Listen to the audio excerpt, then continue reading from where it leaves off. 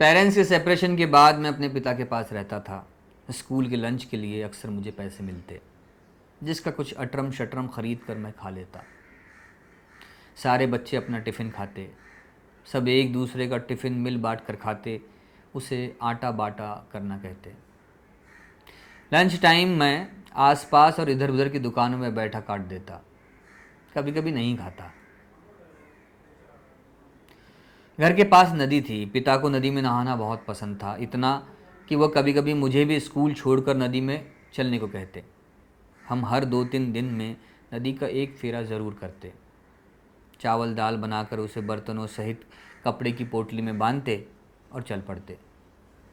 5 minute का रास्ता था। पिता की 1-2 पसंदीदा जगहें थी, सबसे अलग थलग। हम वहाँ जाते।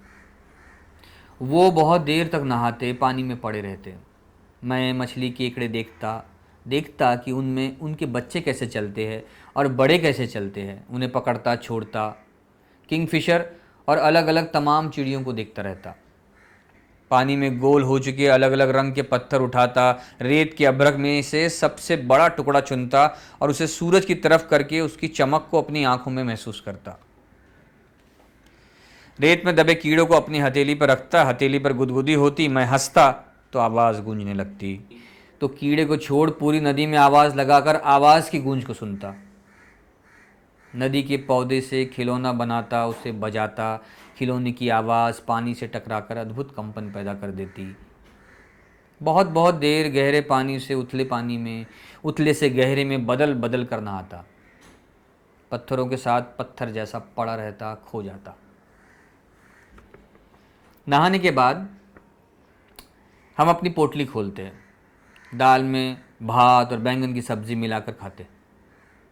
उस सन्नाटे में, उस हवा के साथ, नदी के पास की ठंडक में खाने के एहसास का कोई पर्याय, कोई सब्स्टिट्यूट नहीं हो सकता।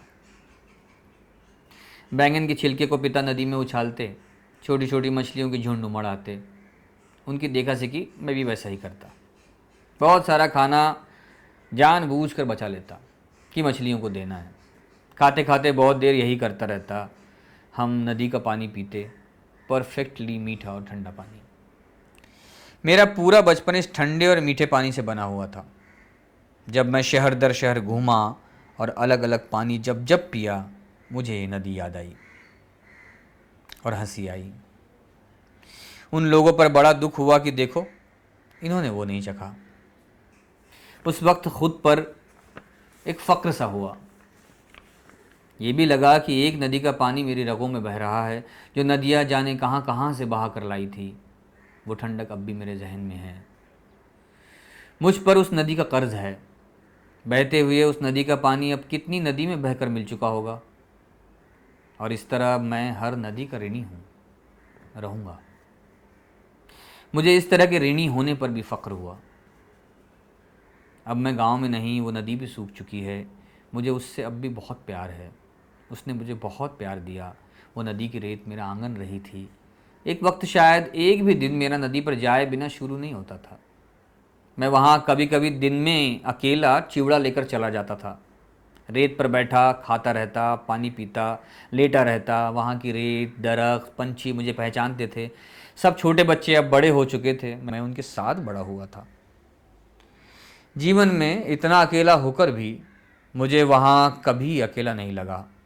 मुझे हमेशा पता था कि मेरे पास नदी है, जिसके साथ बैठकर मैं आटा बाटा कर सकता हूँ।